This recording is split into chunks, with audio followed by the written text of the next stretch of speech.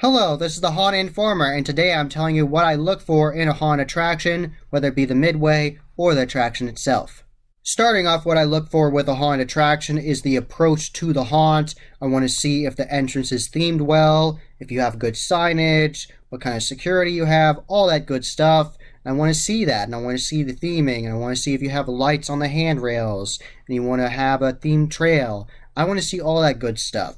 And I'm excited to go to haunted attraction every single time. Every single haunted attraction is different. They all offer different experiences, so I love going to them so much because they're all so different.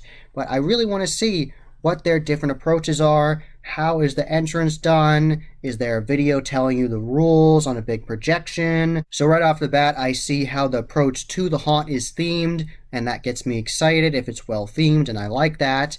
And then I go up to the ticket booth and see how the ticketing is set up, whether they have a little booth, just one, or they have multiple different windows you can go to and have an online ticket line and an actual paying for the ticket there line. I look for all that, and I look for the different lines and the signage for the lines. And I look at the setup of the midway to see if there's lots of games to choose from, if there's a whole area of games to the side, and if there's mobile food vendors, and what kind of food vendors they have, what different options they have. And I look at the layout of the midway and see what kind of games they have, and what kind of mini escape rooms they can have, like 5-minute mini escape rooms, plenty of photo ops. I look for all that and see how it works and see all the different things and the different interactions you can have. I'm really impressed when I go to a haunted attraction and their midway has lots of photo ops to choose from. I really enjoy that because sometimes you want to get a photo op with a creepy monster, and sometimes you want to get a photo op where you stick your face through a cutout and you look like your body is getting cut in half. All kinds of cool stuff like that. So I like it when there's lots of different options for photo ops. I enjoy haunted houses where the first room of the haunt is giving you the rules and telling you what's happening, and if they have a CGI effect, I really enjoy that. I think that's really cool when you can walk in, and I love it when there's interactions where it's not just with the scare actors and there's like moving floors and all that. I love all that, and I love smells as well. I love all that in haunted attractions, and I really like it when there's interactivity where you're walking, where you're unsteady, and I love it when haunts use sand on the floor. I think that's really awesome. I've seen that at the Night of Terror, and I haven't experienced it at the Darkness, but I know they have it at the Darkness in the waiting area there, which is really cool.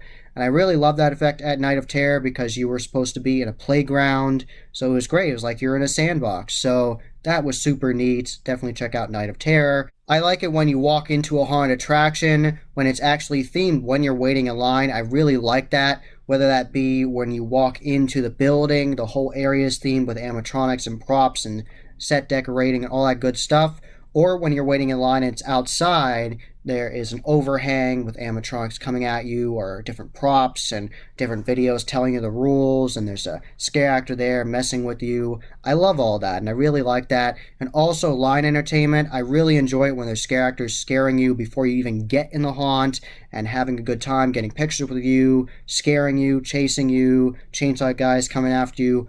I love all that. I really take consideration into my reviews when I see that. I really like it.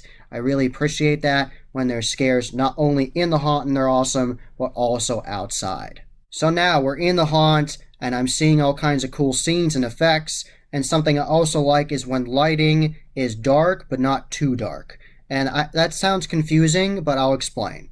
So some scenes in a haunted attraction you want brighter because you want certain effects to be lit up. You want people's attention to go a certain way. So you walk into a room and the scare's over here, so they put the light on a prop over here.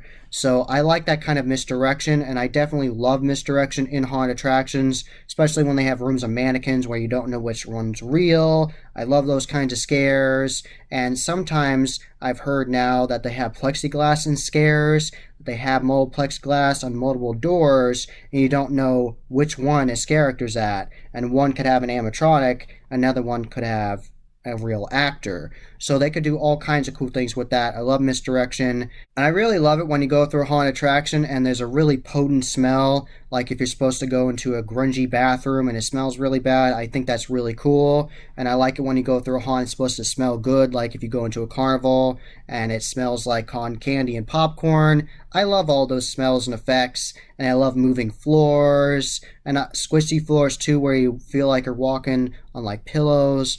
I love all those effects, and I like scares that come down from the ceiling, and I like flying actors. So, and I love to see scare techniques I haven't seen before, and I love to see scares from all over. I like to see scares that not only are jump scares coming out straight at you, I like scares that are coming from above you, I like scares from the ground, and obviously you have to plan out your haunt and see which one's practical for your attraction and your layout, but I really like it when I see the variety for it. I've been to lots of haunts that have similar themes with a butcher shop and clowns and a greenhouse, but all of them were done different ways, and they all were unique in their own way, and I liked it because they all were different. And I really like going to a haunt when it doesn't feel the same as another one I've gone to, where I'm like, oh, that just feels exactly the same. I love it when I go to that scene and I'm amazed. I'm like, this is so well done. The actors are spot on, really awesome. Really scary, really creepy. Set decorating's awesome. Lots of really good props, good animatronics. I love all that. I love scares with animatronics in haunted attractions, and I think they're great for misdirection as well, where you get people to look over here because that animatronic's going off, and then you get the scare over here, or you get a scare from the ground or above.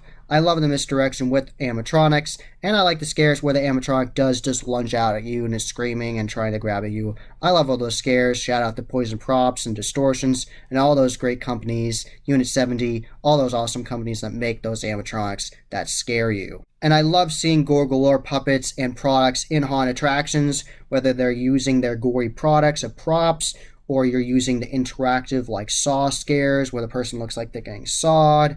All that awesome stuff. And they're obviously well known for their puppets that look like giant heads, ranging from alligators to smaller ones. They call them small animatronics, but they're still very large. They have one that's a snapping turtle. So they have all kinds of stuff. A really good use of a gore galore grabber I saw in May this year was actually at Kim's Crypt Haunted Mill. I really loved that scare where a giant Grim Reaper came out at me and grabbed at me. That was really cool, and it was well disguised because there was a couple of them hanging up in this really big area, very high clearance, big open area, and I didn't know which one would be real, and then the Grim Reaper came alive and came after me. That was so cool. That was an awesome scare.